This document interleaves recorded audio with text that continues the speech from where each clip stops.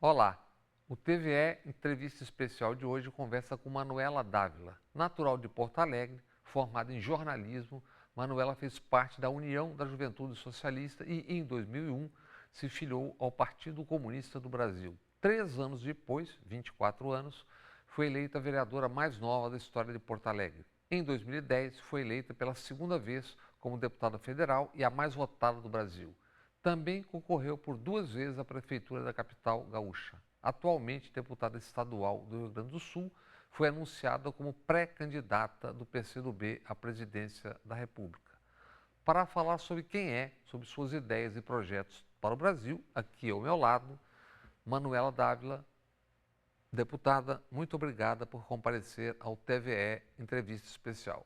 Obrigada, Bob. É um prazer estar aqui contigo. E começamos com o tema trágico dos últimos dias, que foi a execução de, seja lá por parte de quem tenha sido, Marielle Franco, 38 anos, vereadora do PSOL do Rio de Janeiro. Os assassinos teriam seguido-a por 4 quilômetros e ela nos últimos dias vinha denunciando e desabafando sobre um batalhão de Acari, o 41º, como batalhão da morte. Isso é uma coisa que não... O Rio está sob intervenção militar, mas essa situação de polícias com banda podre se generaliza pelo país. O seu Rio Grande do Sul, São Paulo, na Bahia. A reação inicial já tem um indicativo. De um lado, a suspeita imediata de execução por forças do aparelho policial do Estado. De outro, a polícia, no início, dizendo, foi assalto, bandidagem. O que isso significa? Primeiro, a Marielle é mais uma mulher jovem, negra, né, executada no Brasil. Nós temos 40 mil jovens negros que morrem por ano no nosso país, né? E ela que lutava, que dedicou uma parte expressiva da vida para construir melhores condições de vida para o povo da Maré, né, de uma região do Rio de Janeiro, certamente gostaria que nós falássemos sobre isso, né? Que a realidade que ela enfrentou de uma morte violentíssima é a realidade que os homens e mulheres jovens, pobres, brasileiros vivem nas suas comunidades. Morreu protestando sobre a morte do Marcos, do Jacarezinho. Ela, horas antes, desabafou. Quantos precisarão morrer para que essa realidade mude? Tem morrido 61 mil por ano e 1,5 milhão em 37 anos. Exatamente. 40 mil desses 60 mil com menos de 29 anos, né? Ou seja, muito jovens. E eu acredito, Bob, que uma das reflexões que nós temos que fazer, seja pela intervenção militar, que, aliás, um dos temas que nós temos que sempre falar quando falarmos é o tema de que ela era relatora da comissão de acompanhamento dessa comissão e que, portanto, as autoridades federais também têm responsabilidade sobre a apuração. Isso é um crime para a Polícia Federal. Claro, por quê? Porque uma das tarefas dela era justamente fazer o controle sobre isso, não da cabeça dela, senão que do parlamento da cidade do Rio de Janeiro. Mas outra questão que surge disso, pela tua provocação com relação à especulação de que possa ser uma execução motivada pelas chamadas bandas podres da polícia, é que quando nós pensamos política de segurança no Brasil, um dos temas centrais deve ser a construção de polícias com legitimidade social. Ou seja, nós precisamos tratar do tema da violência policial e da corrupção na polícia para garantir que os bons policiais, né, e que as polícias que passam, que enfrentam suas vidas, que trabalham com coletes à prova de bala vencido, com baixíssima estrutura, tenham respeitabilidade nas comunidades. Que começa por uma sociedade que aceite que a polícia ganhe R$2.000 e espera que ela vai enfrentar tudo o que enfrenta. Exatamente. Eu me lembro de um alemão que teve aqui nos anos 90, um especialista em segurança, e disse: cada sociedade tem a polícia que quer e paga para ter. Exatamente, passa por isso, né? Mas passa também por nós pensarmos, nesse momento que se debate políticas nacionais de segurança pública, então, de um lado, nós viramos uma página e passamos a tratar o tema de segurança pública como um tema nacional. Isso é algo novo, né? Acho que não existe nenhum pré-candidato à presidência da República que diga algo que era de forma muito comum repetido, isso é uma responsabilidade dos estados. Tem uns candidatos que não conseguirão, a princípio, tratar do tema. Se o general Braga continuar como interventor, como os candidatos a governador do Rio de Janeiro tratarão desse tema e com quem? Como é que você vai falar com o seu telespectador ou cidadão se tem um general até o dia 31 de dezembro? Exatamente. Quem vai negociar o que com quem? Um dos temas, eu quero só falar um pouquinho sobre as chamadas bandas podres na polícia, porque eu acho que existe uma ação nacional, né, de política pública de segurança pública que é relacionada à criação do então, né, o nome disso, o Temer diz que será provisório, mas eu defendo que exista um Ministério de Segurança Pública Nacional, mas ele não servirá para nada se dentro da estrutura dele nós não tivermos uma inspetoria e uma ouvidoria policial, para que a população tenha espaços de apuração do envolvimento de policiais em crimes e que possa fazer as denúncias. Então, pensar uma nova política de segurança pública passa por a gente compreender que as polícias precisam ser respeitadas pelos brasileiros. E as brasileiras e brasileiros, sobretudo os mais pobres, têm muito medo das forças policiais. Algo está errado quando isso acontece. Porque me parece que uma polícia ainda focada na defesa do Estado e da propriedade e não dos serviços ao cidadão. Ainda é uma herança... Porque o tema que não foi aberto na Constituição de 88 foi o tema de segurança pública.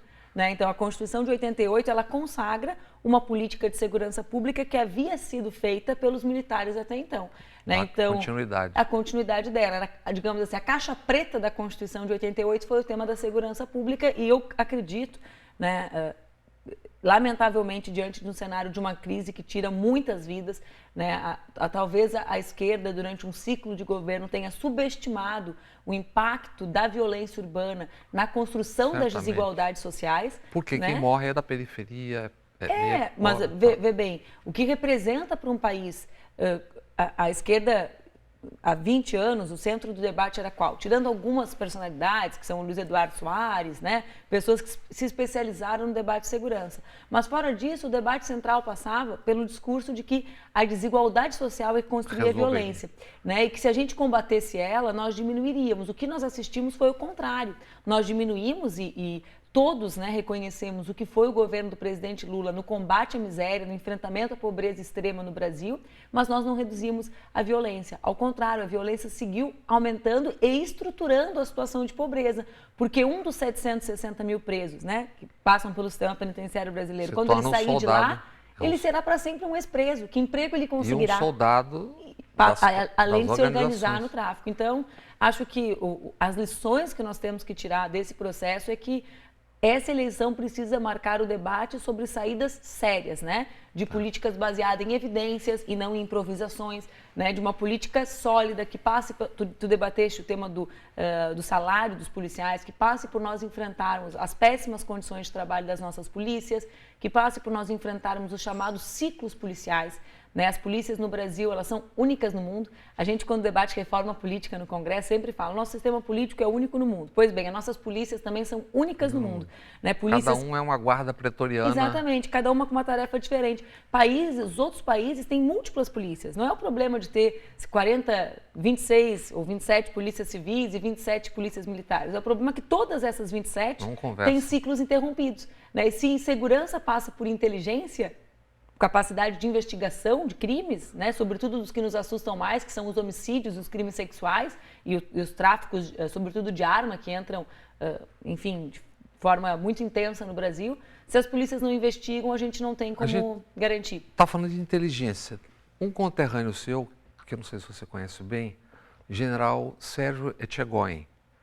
O avô, em 26 do século passado, participou da tentativa de impedir a posse do presidente Washington Luiz. Depois esteve em golpe contra Getúlio, Jango. Em agosto, ele deu uma entrevista dizendo que vivemos tempos excepcionais e precisaremos de medidas excepcionais. E não será Tilenol e aspirina, será com efeitos colaterais. Você conhece o personagem? Ele dirige todo o sistema de inteligência do Brasil. São 38 órgãos, a BIM, CISBIM, o sistema todo. O que lhe parece que nós estamos vivendo hoje? Eu conheço, mas eu acredito que personagens como ele, né, que dialogam com as Forças Armadas do passado brasileiro, né, eu acredito e acho que nós temos que estabelecer diálogos com as forças para garantirmos a hegemonia das que têm compromisso com a democracia e com o poder civil. Né? Vê bem, o esforço de militarização, por exemplo, da intervenção no Rio foi um esforço que partiu de Temer e de seu improviso, e não das Forças Armadas. Então, mas Portanto, por isso que o que eu acho que a gente tem de tema central nisso? O diálogo com as forças, que elas têm um papel central no projeto de desenvolvimento do Brasil, né? Que é garantir os seus projetos estratégicos que têm relação com a nossa soberania nacional. Vocês conversam com as forças? O PCdoB Aqueles assessores que tem no Senado, mas até onde? O PCdoB tem um debate muito antigo sobre o papel, inclusive, por exemplo, da indústria de defesa no desenvolvimento nacional e do que representa a defesa da nossa soberania em tempos de um neoliberalismo que não respeita as nações. Aí está o tema da Embraer, então de outras indústrias que a defesa movimenta, né, o ciclo do desenvolvimento industrial estadunidense, por exemplo, passa pelo seu Ministério de Defesa, né, como eles são um país de guerra, diferente do nosso. Estão né? oferecendo a base de Alcântara agora como Enfim, passagem. Então, assim, qual que eu acho que é o esforço que nós temos que fazer, Bob? De um lado, é a garantia, né, e a atenção redobrada com relação à garantia das eleições no ano de 2018. Por quê? Não é para o Exército que a democracia não é algo importante no tempo que nós vivemos. Esse é o debate que a gente tem que fazer. Né? A democracia não é um valor importante mais para o capitalismo. Há qualquer sinal de que as saídas de enfrentamento da crise não são as saídas que eles querem, né, que beneficiem 1% da população, o sistema bancário, que remunere o rentismo. Há qualquer sinal disso, a democracia é interrompida. Como dizem aqui, levem. No Brasil, nós estamos diante de 2 episódios desse num espaço curtíssimo de tempo. O golpe que tirou Dilma do governo, né, e que se dá sobretudo pelas saídas que ela construía para o enfrentamento da crise e não pelos seus eventuais defeitos. Né? Então, um impeachment sem crime de responsabilidade, e estamos diante do impedimento, né, do líder das pesquisas, da principal liderança política do campo progressista do Brasil de concorrer nas eleições. Então, vê bem, isso é o quê? Eu sei que a gente vai falar sobre Lula depois, mas o que eu quero te mostrar? A gente precisa compreender que os episódios... Estão conectados. Eles estão conectados. Tem que ver com 2013, claro, Haddad, porque etc. as saídas para a crise do capitalismo, que o capitalismo tem construído no nosso tempo, não precisam da democracia. Então, se a gente tem isso claro, né, a gente acho que esclarece uma série de episódios com relação ao que nós chamamos de golpe no Brasil, que aconteceu no ano passado, e os seus desdobramentos. Manuela, a conversa da política com o jornalismo se dá basicamente sempre em 2 patamares. O off, que é a conversa reservada, onde um ou os 2 lados têm algo a ganhar, e tem aquele, eu chamo de faz de conta, que às vezes é o diante das câmaras. Então a pergunta que eu te faço, que é muito objetiva, e eu sei que você vai responder também da mesma forma, é o seguinte: você crê que pode vir a ser a próxima presidente da República? Realmente? Sim, num único contexto. Né? Eu não acredito que em qualquer contexto eu possa ser presidente da República. Eu acredito que eu serei presidente da República se a maior parte da população brasileira, se as mulheres que foram e são a força central de resistência ao golpe, de resistência ao desmonte do Estado, se as negras e os negros que são executados aos montes no Brasil, se houver uma espécie de insurreição, de levante, de mobilização intensa. Rebelde-se, tá escrito de rebeldia intensa contra a desigualdade e contra as saídas que são injustas que o Brasil tem produzido com o governo Temer. Então, nesse contexto, eu posso ser presidente. Às vezes as pessoas me falam assim: tu acredita nisso, com 13 segundos de tempo de televisão, com um partido que é menor? Na velha política, no que aconteceu nas últimas eleições, não. Né? Eu tenho 14 anos de mandato. Né? Agora, eu também sei que quando a população se organiza e se levanta, e por isso nós temos inclusive adotado isso do rebele-se, né? Contra quê? Né? Se una para se rebelar contra um sistema de injustiças. Nesse cenário, eu posso ser presidente do Brasil. Alianças. Até onde pode ir? Por exemplo, o Maranhão, até há pouco, o vice do Dino era do PSDB. Até onde você vai ou pode ir? E outra, que alianças você teria para escapar dos 13 segundos e além? Tem, não tem, pode ter, com quem? O governo do Flávio, Bob, ele tem uma aliança que é a aliança para enfrentar o grupo mais poderoso, né? Talvez a mais velha, a mais antiga oligarquia brasileira, que é a oligarquia do Sarney. Que são muitas, né, ainda, mas o enfrentamento que o Flávio travou e que trava, né, no seu governo, agora, sobretudo depois que Temer assumiu a presidência da República, é o enfrentamento contra o que há de mais antigo e de mais atrasado no Brasil. Então, acho que a aliança do Flávio, quão mais ampla ela for, mais permitirá tirar o Maranhão daquela condição de desigualdade. E ele está conseguindo, né? Mesmo com recursos baixíssimos, o Maranhão hoje tem o melhor salário para as professoras do Brasil. 5.400. Salário inicial, quer dizer, é a prova de que as saídas para a crise podem ser saídas que passem pelo desenvolvimento social e não as saídas de austeridade propostas por Temer e os seus candidatos irmãos, né? Os siameses com caras diferentes, né? Pelo Alckmin, por esse conjunto de candidatos liberais que defendem a pauta do Temer. O nosso campo político tem diversos candidatos, né? O nosso partido respeita esse conjunto de candidaturas e nós acreditamos que temos que travar um diálogo amistoso para a construção de uma pauta comum. A Frente Favela Brasil, para se organizarem democraticamente dentro do PCdoB, porque eles não conseguiram seu registro eleitoral. Nós achamos que é um movimento extraordinário de organização das negras e dos negros, sobretudo das periferias brasileiras, mas que tem relação também com essa compreensão profunda e que a Bahia conhece, né? De que a desigualdade econômica do Brasil é estruturada a partir das questões de raça e de gênero, né? E, portanto, trazer o debate sobre a desigualdade racial no Brasil faz parte das saídas para o enfrentamento da crise e não de uma espécie, às vezes alguns dizem, de divisão do nosso povo, né? Não existe ou não tem como existir um desenvolvimento nacional que não enfrente quais são as estruturas e como se estrutura a desigualdade. Então, nós temos priorizado conversas com esses movimentos. Mas digamos que venha a rebelião e você vença. O Congresso, como dizem, é aquela caquerada lá. Como é que alguém com 35 ou menos partidos governa? Eu achei que tu ia dizer 35 ou menos anos. Eu já tinha até ficado exibida com os meus 37 quase aqui. Não, mas deixa eu te dizer. Isso é o que menos me preocupa. Eu tô brincando, porque acho que faz parte da mesma resposta anterior, Bob. Se existir esse movimento de rebelião, de resistência, de construção de uma consciência popular de que é possível construir saídas para a crise que não sejam a perpetuação da desigualdade, o Congresso também vai ter sua composição alterada. O Brasil elege deputados e senadores junto com o presidente da República. Mas, para além disso, eu acredito, vê bem, eu fui deputada há 8 anos. Eu vi esse mesmo Congresso que, como é que foi o termo que tu usou? Chamam vários termos, caquerada. Então, nas tuas palavras, eu vi esse mesmo Congresso aprovar matérias estruturantes. Foi o caso do ProUni, foi o caso de ampliação do orçamento para as universidades federais, é o caso dos institutos federais de ensino superior, foi o caso do debate sobre o Fundo Soberano e o uso para a educação, a ampliação para os 10% do PIB. Então, quando existe povo mobilizado, e aí entra reconhecer qual é o papel da presidência da República num país presidencialista como o nosso. A presidência é um dos polos de mobilização social. Eu tenho clareza disso e vi com os meus próprios olhos, com a vivência que tenho em Brasília, que essa equação pode dar certo, né? Povo na rua, ou bafo na nuca, como a gente fala, faz também com que o Congresso debata, né? E tenha, digamos assim, maior sensibilidade às pautas populares. Por fim, só para enfrentar, assim, o que une ou que pauta as alianças é o programa, né? Nós, no PCdoB, temos claro, né, qual o programa, e quem estiver conosco num programa que dialogue com o setor produtivo nacional, com a retomada da indústria, com colocarmos a economia a serviço do nosso povo, né, e não a serviço de outras nações, quem estiver conosco dentro disso vai governar com a gente.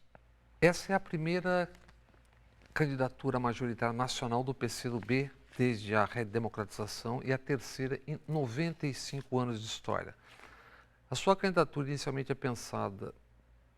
pensando numa bancada que vocês consigam trazer, que seja maior do que é hoje, e nas cláusulas de barreira, que de uma forma ou de outra existirão, e por isso é necessário ter mais, ou você pode prometer que você será candidata, no mínimo, até o final do primeiro turno? Então, Bob, tu disseste bem, nós tivemos candidatura apenas em 2 ocasiões, 1930 e 1947. A ameaça da cláusula, ela é uma ameaça real, né? E essa é uma das razões pelas quais os partidos podem lançar candidatura. E devem, né? E devem, né, para enfrentar ameaças à existência de partidos que são partidos ideológicos, como é o nosso caso, porque o problema do sistema eleitoral brasileiro nunca foram os pequenos partidos, né? Nunca, ninguém pode me dizer que um problema de crise no Brasil, de governabilidade, se deu por conta dos pequenos, mas se dá por causa dos grandes. Mas nós já vivemos essa ameaça em outro momento. A primeira vez que eu me elegi deputada, inclusive no ano de 2006, a cláusula tinha sido aprovada. Nós a derrubamos no Supremo. Né? Então, nós não lançávamos candidatura. Por que nós lançamos, e eu sou pré-candidata agora? Porque nós interpretamos que desde a redemocratização nós vínhamos num ciclo de acumulação de forças e o PCdoB, em todos os momentos, aportou, né, as suas energias, os seus militantes na construção, em primeiro lugar, de Lula e depois da continuidade do seu ciclo político. Esse ciclo com o impeachment, com o golpe, foi um ciclo interrompido.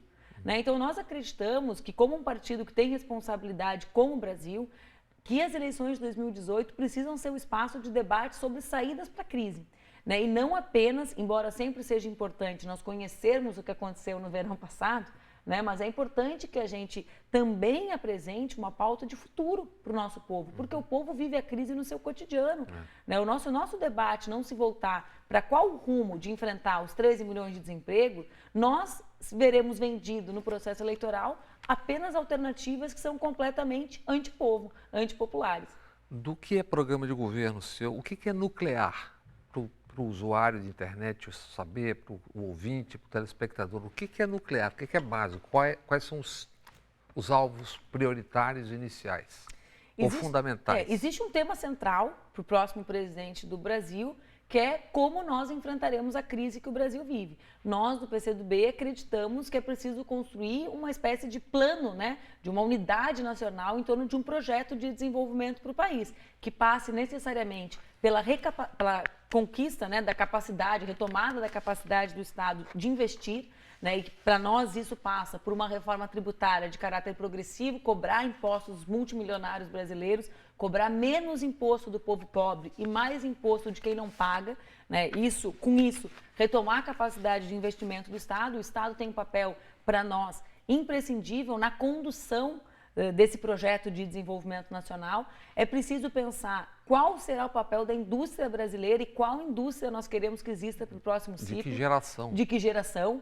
né? O termo, ele não é um termo consensual, mas vou usar o termo que é o mais comum, que é a indústria 4.0, né? Porque ou nós aportaremos a nossa energia nisso, aproveitando as janelas de oportunidade que se abrem por essa indústria ser uma indústria que nos permite pular etapas. Não, só até para a gente explicar do que nós estamos falando. Eventualmente, daqui a alguns anos, você não precisa de advogado, porque você aperta um botão e todas as questões surgirão ali na máquina. Isso vai se estender a então, N ou profissões. Nós garantiremos que faremos a inteligência das máquinas, ou nós seremos para sempre um país que vai disputar com as condições, com os avanços tecnológicos. Então, eu acredito que o Brasil precisa criar instrumentos para isso. Isso deve passar, né, pela retomada, digamos assim, da área de ciência e tecnologia que foi desconstruída por Temer, mas mais do que isso.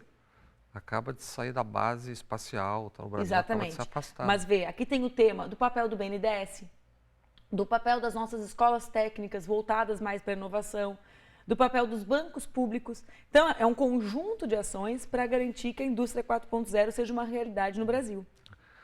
Agora, desculpa, né? Então, de um lado é a saída da crise, o Projeto Nacional de Desenvolvimento que retome o crescimento da economia, que gere empregos de qualidade, que garanta que a nossa juventude fique no Brasil e não morra, né? São dois temas, a juventude que vai embora, né, depois de se formar, e a juventude que morre, que essa juventude também possa ter o sonho de se realizar no Brasil. Anos. Mas existe um outro conjunto de temas que são centrais. Né? Para mim é central que a gente perceba que não adianta o Brasil se desenvolver se nós não garantirmos direitos sociais e direitos individuais. Nós precisamos conjugar essas duas lutas, Bob, né? Ou essas duas plataformas. Estão se esfacelando. Porque ou nós percebemos que o debate de gênero, né, por exemplo, o debate relacionado ao direito das mulheres, não é um debate secundário para o Brasil se desenvolver, ou nós não nos desenvolveremos.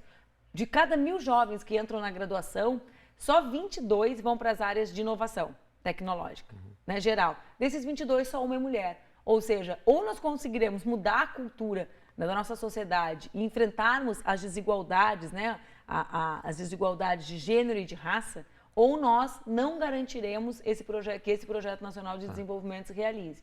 E aí existem, claro, outros temas que são importantes, né, Bob? Eu também acho que o tema de segurança precisa ser enfrentado com um conjunto de opiniões do nosso campo político. Nós não podemos acreditar que Bolsonaro, que não tem uma proposta de política pública de segurança... Desse falaremos em seguida. E Alckmin, que tem um exemplo do Estado que mata 2,5 por dia, né, que eles vendam as soluções de segurança para o nosso povo.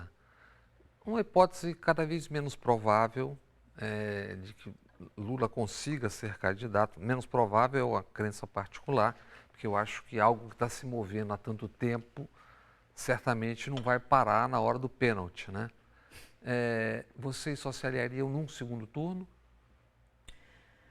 Para nós, o tema do debate da legitimidade da candidatura do Lula é um tema estruturante, porque essas saídas que nós defendemos para a crise, elas passam pela democracia. E a judicialização da política é o instrumento de construção do lado de lá para impedir que o povo tenha o direito de votar na urna em quem bem escolher, inclusive em Lula. Então, sempre é bom dizer, né? O tema não é Lula.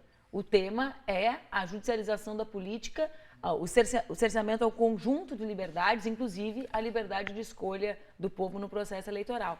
Mas hoje, né, como nós temos vários candidatos, nós não temos só a minha candidatura, né? Nós temos a candidatura do Ciro, que é uma candidatura super respeitável de um grande brasileiro, né?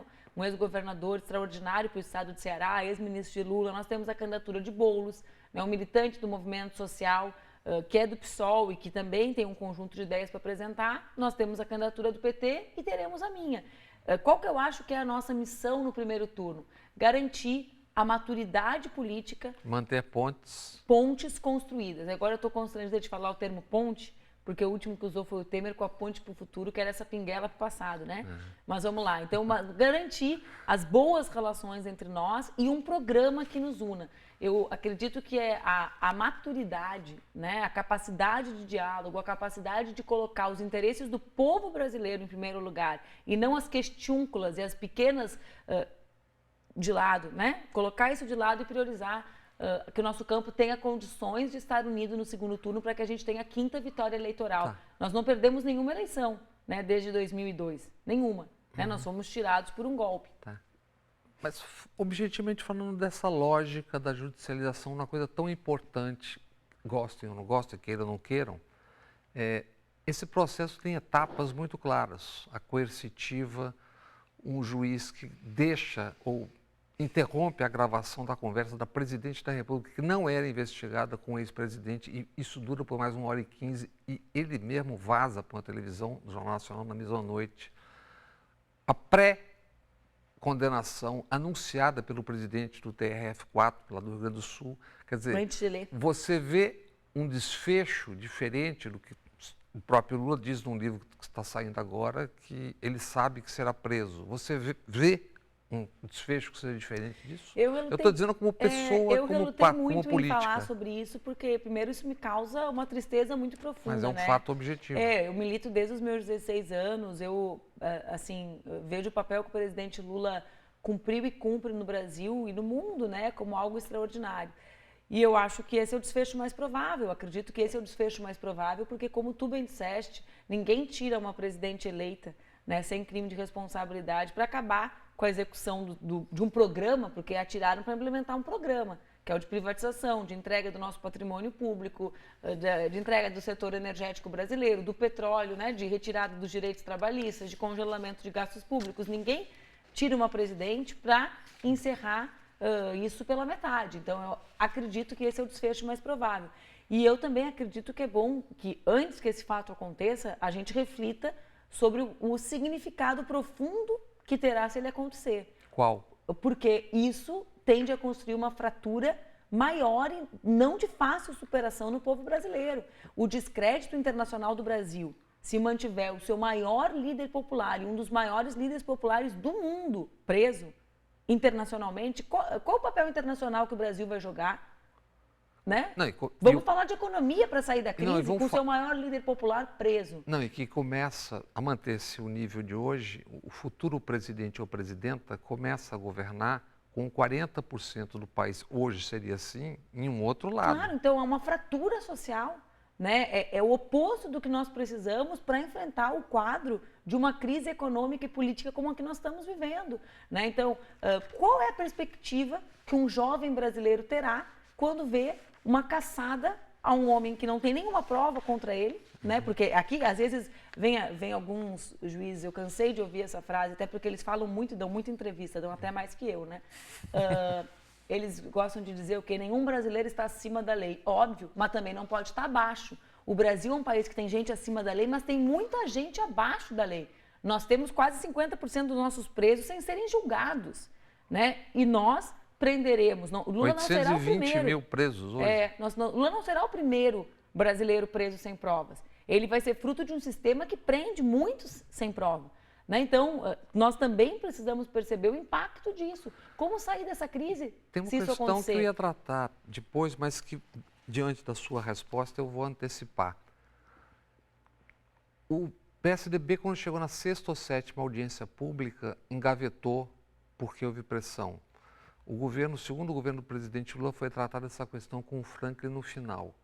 Por que todo mundo no Brasil tem medo de tratar de algo que é corriqueiro nas grandes democracias? Regulação econômica capitalista da indústria da comunicação, que é capitalista, com regras claras, com Papel com a TV pública. com TVs públicas, não apenas estatais, financiadas compulsoriamente pelo cidadão, na Alemanha, na Inglaterra, na França, na Escandinávia, Portugal, Itália. Por que esse medo todo? Porque esse é o verdadeiro poder, ou um dos verdadeiros poderes? Acho que esse é um dos poderes mais estruturados no Brasil. Né? Vê bem, a gente, simultaneamente ao tema do impeachment da Dilma, a gente teve um processo de desmonte das TVs públicas estatais, né? E ao mesmo tempo teve uma concentração e uma diminuição da produção de conteúdo local, mesmo nas grandes emissoras. Porque algumas grandes emissoras, em alguns lugares, tinham uma grade de produção de conteúdo local maior. O que acontece? A tendência de centralização da produção de conteúdo, mesmo dentro do monopólio, né? Um monopólio de produção de conteúdo e de fim das TVs estatais, porque esse é o poder mais estruturado. Como faz, Bob? Eu acredito na mesma saída que eu te disse antes. Nós temos que saber qual é o papel de um presidente da República num sistema democrático presidencialista como é o brasileiro. A presidência é uma força política, né? Por que a Argentina conseguiu fazer as suas mudanças? Usando para o enfrentamento político a figura e a representatividade social para o diálogo com o povo do presidente ou da presidente depois quando a Cristina. Só para lembrar o telespectador, o Brasil tem 14.500 aproximadamente emissoras entre rádios e 4.300 emissoras comunitárias que alugam, grande parte delas, o horário para igrejas ou para políticos, etc. Então, e hoje quem toma conta disso é o Kassab. Quer dizer, tem um tema nisso, né, que é fazer valer o que já está na lei. O Brasil é um país que os políticos são donos das emissoras de rádio e TV. Aproximadamente 50 e poucos no Congresso. Isso, 270. sendo que a lei proíbe. Né? Então, às vezes as pessoas falam que mudança é essa que vocês querem fazer. Primeiro, a valorização do texto constitucional. O texto constitucional... Isso não vale. Não, nem isso vale no Brasil. Né? E o problema é que o poder é tão grande. Esses dias eu fui num debate grandíssimo, né? Aliás, nem tinha noção de quão grande ele era no Brasil, numa rádio, e a pergunta foi assim: a senhora também é a favor da censura na mídia? Falei, claro que não, por isso que eu defendo a democratização da comunicação. Porque se a gente fala o que não agrada, a gente já não existe. Mas é porque é um discurso tão poderoso que ele contraria o fato e a lógica. Censurar quem censura, habitualmente, é o dono do meio de comunicação. Não pode vir a existir algo que já existe. Exatamente, né? Porque a censura ela é feita na agenda da grande mídia. Qual é a agenda? Por acaso agora a agenda, né, da grande mídia é o que representa a quadrilha que tomou conta do poder em Brasília com Temer? Não, essa não é uma pauta. E que manda um general para cuidar do crime organizado no Rio de Janeiro. Exatamente, então, exatamente. Ou o improviso, que foi isso, né? A falta de capacidade de diálogo nesse improviso com as comunidades. Essa é pauta? Não é. Então, democratizar a comunicação é permitir, não que esses grupos acabem, mas que novos grupos que estabeleçam as suas pautas possam existir. A expressão é pluralidade. Exatamente, de ideias. Condições econômicas para que exista várias... democracia. Muitas conversas como essa do TVE Entrevista Especial. O Brasil tem 8,5 milhões e 500 quilômetros, 208 milhões de pessoas, é um continente e conversas como essa não se dão basicamente em TV aberta. Quem mesmo vê o artista da sua cidade tocar na televisão? Quem mesmo vê o político da sua cidade na televisão? Né? Então, as pessoas não se veem, elas não se reconhecem. A pluralidade cultural brasileira, a produção artística que é maravilhosa no Brasil, como que concentra os recursos para isso? Não tem relação com a grade da televisão? Tem relação. Né? Então, e com a apropriação de recursos, claro, via leis, de várias formas. Né? Então, é preciso garantir que o Brasil se veja e se reconheça na sua pluralidade. Isso é democracia na comunicação. Manuela, disso tudo que a gente está conversando, a gente tem um personagem ou uma instituição, por enquanto, ausente. Como é que você está vendo e vê a atuação do judiciário?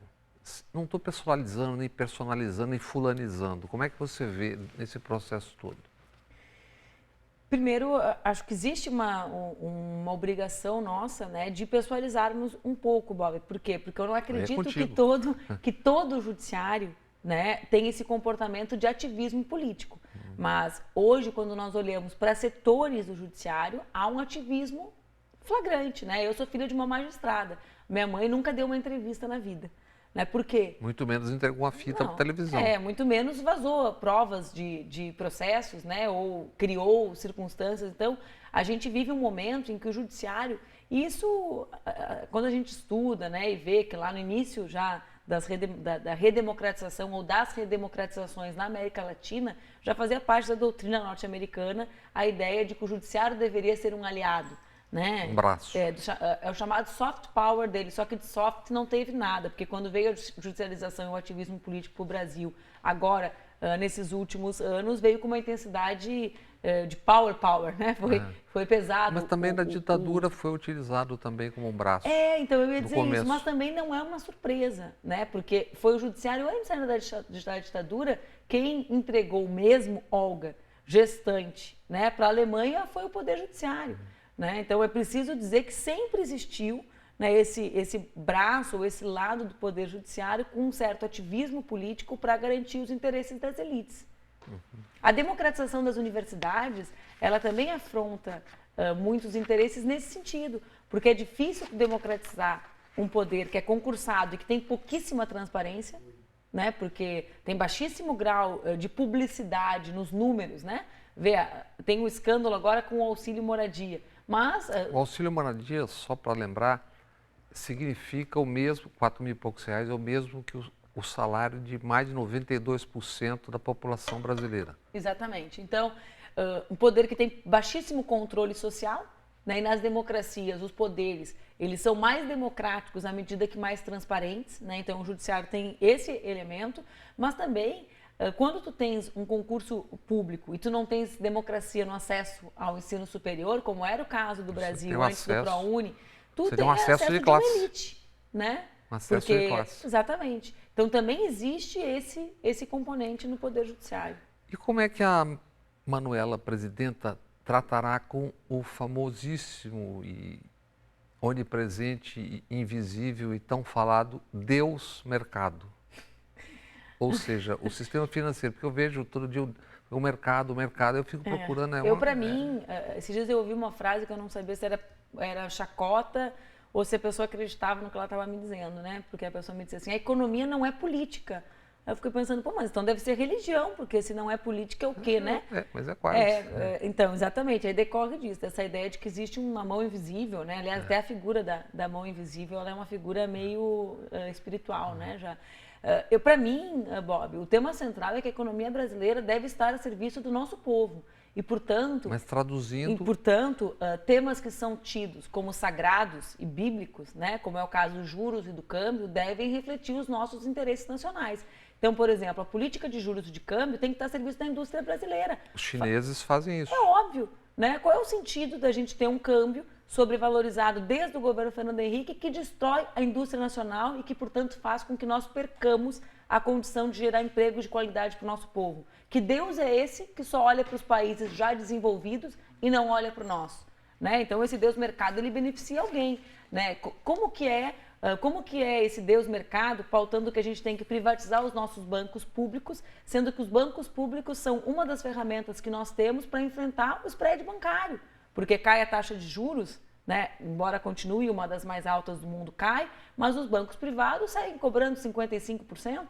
E aí como é que a gente garante, por exemplo, política de moradia, que é uma política que tem velocidade para gerar empregos e dignidade, né? Porque é um investimento do Estado, é um investimento das empresas, é um investimento do cidadão, se a gente não tem banco público. Então, esse Deus mercado, né, ele vai ser comigo um Deus brasileiro, né? Porque vai servir ao povo do nosso país.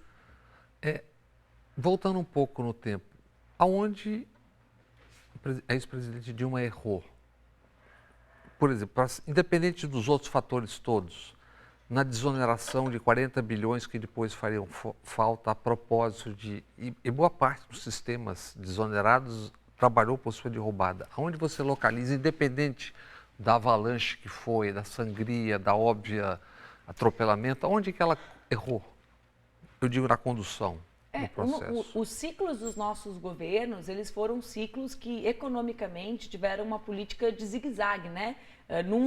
Em algum determinado momento, muita solidez no rumo do projeto de desenvolvimento para o país e, num outro momento, cedendo de forma muito intensa aos interesses dos bancos. Então, basta lembrar que Levi foi uma figura central no governo Dilma. Então, acho que teve erros nessa área. Não que fosse fácil, porque a crise é uma crise muito grande e a busca e a construção de saídas para ela requer criatividade, inovação, não eram saídas fáceis. Laura, com quase 3, seja quem você quiser, escrito na camiseta, vem ver a mamãe. Alguém cedeu a... E a propósito disso, não achem que ela é uma pessoa exibida. Não, e nem achem que aqui teve nada. Ela apareceu, estava querendo entrar. Sabe que esses dias alguém me mandou como... Eu estava num lugar em Pernambuco e alguém citou uma passagem de Elis Regina, que aliás faria aniversário semana que vem, com os filhos no palco. E eu nunca tinha visto, porque não eram imagens conhecidas. Aí eu fui atrás e não achei essa imagem, mas achei uma outra imagem genial, ela está se olhando na TV e está gostando, que é a Maria Rita entrando exatamente como a Laura fez agora. Nunca tinha acontecido comigo. Isso aí é o que a gente chama atrair o que a gente quer, viu? E a propósito de mãe, aquela famosa cena que você pôs em rede social, amamentando, que é um ato absolutamente natural e que deu aquela confusão toda, aquela reação toda. Você imaginaria aquela reação antes? Então, E eu emendo com outra pergunta. Você começou a política, eu digo, partidária, com mandato aos 24 anos? 23, assumi. A Laura me acompanhava na Assembleia porque era a forma que eu tinha de conciliar o exercício do meu mandato com algo que a Organização Mundial de Saúde recomenda. Só que aquela foto foi até engraçada, porque aquela era uma foto do banco de dados da Assembleia. E ela foi na Índia. Né? Não fui eu que divulguei ela foi uma foto que acabou tendo essa repercussão. E o que me chocou, eu jamais consegui ver nenhuma maldade em amamentar. Né? Tem uma expressão mais antiga que diz: quem mal não tem, mal não vê. Né? Para mim, foi uma circunstância que aconteceu. Eu estava num debate na comissão, ela começou a chorar, eu não queria que ela incomodasse, eu sabia o jeito mais fácil dela parar de incomodar e resolvi para continuar falando. Então, foi algo simples. Minha vida foi muito difícil. Em Brasília, né? Sobretudo em Brasília, né? Porque no Rio Grande você tem você tem o conhecimento nos canais. Eu sempre tive mais respeito, né? Porque na nossa aldeia, e eu falava isso antes sobre o tema da democratização da comunicação contigo, é tudo muito rápido. Então, não é simples tu dizer para uma comunidade que está convivendo, que sabia que eu tinha vindo do movimento estudantil, que tinha votado em mim, não era fácil inventar que eu era alguém bonitinha. Né? Como se isso fosse um atributo meu.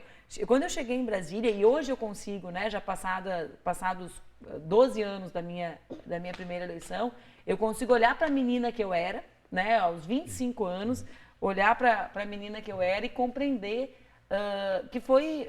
Hoje não aconteceria, Bob, certo? Os jornais não teriam coragem de dizer para a mulher mais votada do Brasil, como eu fui por 2 vezes, que ela era a musa do Congresso. Né? Porque o movimento de mulheres conquistou esse olhar atento sobre um conjunto de atores que oprimiam as mulheres. Quem conhece o Congresso e a cobertura, imagina. Esses dias eu estava num debate sobre maternidade e trabalho, que é um dos temas centrais para a gente, quando eu falava, né, hoje a gente supera o tema da desigualdade com mulheres, hoje não vai desenvolver o Brasil, 50% das mães, quando dão à luz, não voltam ao mercado de trabalho, ou seja, ser mãe no Brasil é uma punição, né? O Estado brasileiro, as empresas punem as mulheres pela maternidade, mas vê bem, a moça me dizia muito educada, ela me disse: nossa, é que tu amadureceu tanto, né? Foi a maternidade. Eu falei: não, é que o enfrentamento, inclusive. Não, e eu comecei a ter mandato aos 22. Quem não amadurece entre os 22 e os quase 40? Né? Me apresente um caso desse, é uma síndrome de Peter Pan se não amadurecer.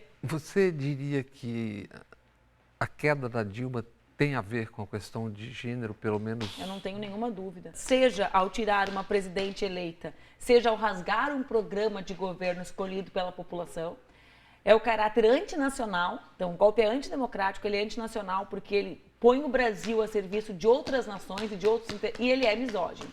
Né? Então, por isso que, inclusive, a gente diz a resposta que nós temos que dar ao golpe, o antídoto é ter um projeto muito firme de desenvolvimento nacional, muito sólido, a democracia radicalizada, né? Ou seja, um governo de paredes de vidro, um governo que as pessoas participem, inclusive porque isso é que garantirá que a gente enfrente interesses poderosíssimos.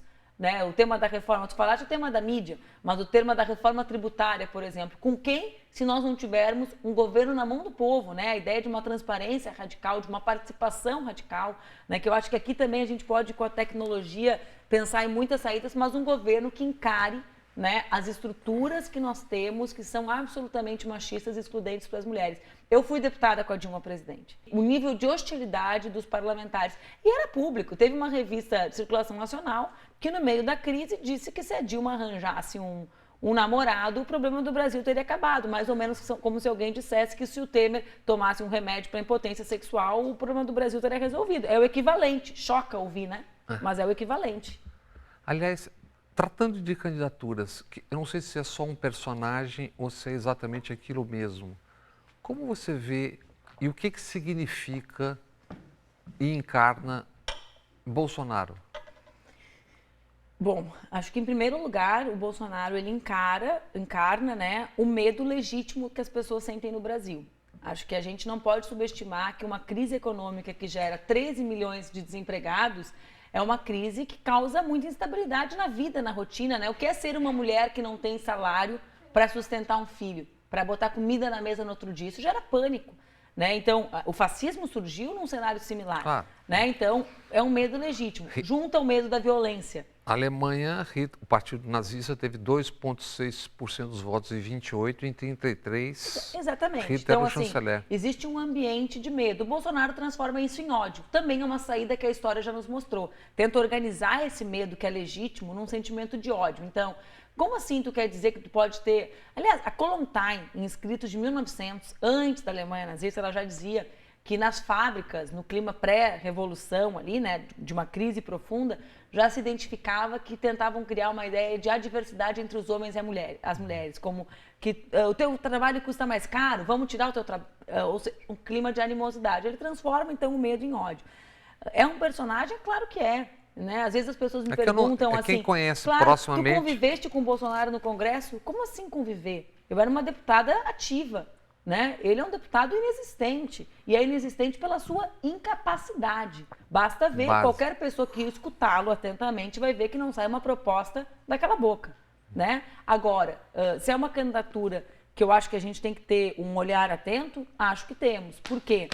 A despeito das elites tentarem dizer que os outros candidatos são de centro, Alckmin e até mesmo a Marina representam o programa liberal. Né? Porque economicamente, quando a gente vai olhar respeitosamente aos candidatos, nós temos que olhar a partir dos programas que defendem. A elite que aplaudiu o Bolsonaro, os 2.500 caras do mercado financeiro que ovacionaram o Bolsonaro em São Paulo, sabem, né, que querem construir um plano A, que é o liberalismo mais cheiroso, mas que na dúvida, né, se não conseguirem construir quem vai vestir essa roupa de forma mais elegante, apoiarão um outro candidato. Você não suspeita que daqui a pouco teremos a reapresentação de Luciano Huck? Acho que não. Acho que essa é uma etapa que vai se superando, né? Porque na semana do dia 7 de abril acaba o prazo para a filiação partidária. E acho que, eu não tenho certeza, nunca me dei o trabalho de entrar no site do Tribunal Superior Eleitoral, mas acredito que ele não seja afiliado. E o Ciro? O Ciro é um grande candidato, é um grande brasileiro, né? Foi um governador extraordinário para o Ceará. A experiência que eles têm ali com o ensino fundamental em Sobral é bastante reveladora. Foi um aliado leal de Lula e acho que é um candidato que representa de forma muito ativa um conjunto de ideias do nosso campo político, sobretudo a pauta do desenvolvimento nacional. E as candidaturas Meirelles e Rodrigo Maia? Então, eu entendo que a roupa está pronta. Né? Ou seja, já existe uma roupa e que eles procuram o melhor manequim, né? vão fazer seus testes. Vai ser uma hora o Rodrigo, outra hora o Henrique Meirelles, mas são testes de um programa que já está estabelecido, que é esse programa da austeridade fiscal, da ideia de que o Estado precisa ser enxugado, né, para que os investimentos sejam privados, mas que no fundo esconde uma ideia de direitos mínimos para a nossa população, né, a ideia de manter a PEC de congelamento de gastos, de manter a reforma trabalhista como eixos estruturantes e de manter a lucratividade do sistema bancário elevadíssima. Essa é a roupa. Quem vai ser o que vai ficar mais bonito com ela é o que eles estão tentando definir a partir das pesquisas e dos compromissos assumidos. Os candidatos a vestir a roupa são muitos, né? Eles tentam definir a partir de um conjunto de outros fatores que não o programa. O programa os une. Você tem uma aposta de quem será? Eu acho que eles têm uma simpatia sempre maior pelo Alckmin, né? Tanto que esses dias eu li uma matéria num grande veículo de comunicação que dizia os candidatos de direita, os candidatos de esquerda e os candidatos de centro. E aí botavam o Alckmin no centro. Eu digo centro só se a gente fizer um círculo e colocá-lo no meio, porque centro político ele não é, né? O programa dele é absolutamente similar do ponto de vista econômico aos outros liberais. Você vê algum risco de não acontecer a eleição esse ano? Acho que nós temos que estar vigilantes. Foram muitos os esforços para que ela não acontecesse. Nós tivemos ali a PEC do semipresidencialismo. Então, o tema da garantia de eleições livres é um esforço que nós temos que fazer. Porque eles já demonstraram, com o golpe, com o esforço para impedirem Lula de concorrer, que a democracia não é algo importante para eles e muito menos o voto popular. Tiraram uma mulher eleita, rasgaram o programa e impedem, né, na prática, o primeiro colocado das pesquisas a concorrer à eleição. Tem uma questão que em vários estados, mas no Rio Grande é muito forte, que é quase identitária de outra forma. Tu é Grêmio ou Colorado? Eu sou colorada. Sou vermelha, viu, 100%. Sou comunista, sou colorada. O que significa ser comunista hoje? É defender que o Brasil garanta a justiça social, né? Eu acho que o Estado, né, esteja a serviço da maior parte do povo. Acho que nunca foi tão atual ser comunista como hoje, diante de uma crise que é de um sistema, né, um sistema econômico e que, por causa disso, realiza um conjunto de opressões. Então, nós somos aqueles que defendem a liberdade do povo, né? E essa liberdade passa por justiça social. Tem uma frase do Carlos Drummond, que eu gosto muito, que não é sobre o comunismo, mas que ele fala: o outro nome da paz é justiça social. Né? Então, nós queremos que o nosso povo viva em paz, com liberdade, e para isso a gente precisa de justiça social. Digamos que você cresça bastante, em algum momento isso será usado, o comunismo, como um espectro. Como é que se explica para o telespectador, para o usuário, para o ouvinte, o que é o comunismo, aquilo lá do começo do século passado, nos primórdios, já nos anos 20 do século 21? Primeiro, nós do PCdoB defendemos o que nós chamamos, né, de socialismo com as características brasileiras. Não existe uma receita de socialismo. Quem continua se inspirando em modelos dos outros países são eles, que acham que o Brasil pode ser os Estados Unidos, que acham que o Brasil pode ser qualquer outro país. Nós somos profundamente comprometidos com o nosso povo, com o Brasil e com os seus desafios. A gente já vai, meu amor. E por isso a gente precisa... Foi engraçado, Bob, a gente está fazendo um programa inusitado, viu? Para mostrar que existe gente na política. Laura vai ser candidata a vereadora daqui a pouco. O pessoal diz que ela é minha candidata a vice, porque ela vai em todas as agendas comigo. Embora ela não vá em todas, ela vai em poucas, né? Mas, enfim, então, ser comunista hoje é, em primeiro lugar, ser comunista no Brasil. Respeitar a construção, né, as construções do nosso povo, a nossa história e garantir que a economia e o Estado estejam a serviço do povo.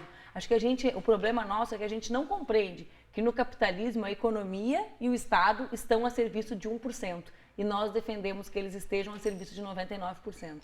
Manuela, muito obrigado pela sua presença aqui na TVE, que é a TV pública do povo baiano. Obrigada e parabéns, né? Eu quero registrar o papel que a TVE da Bahia cumpre hoje diante de um quadro de desestruturação das outras TVEs. A do meu estado mesmo foi extinta por iniciativa do governador, legalmente extinta, embora não esteja em funcionamento, é extraordinário. Então eu quero agradecer a ti e parabenizar todas as trabalhadoras e trabalhadores da TVE que mantêm esse canal público aberto e com essa grade tão extraordinária de jornalismo. E obrigado a você que acompanhou esse TVE Entrevista Especial. Continue com a gente. A TVE é sua, é da Bahia.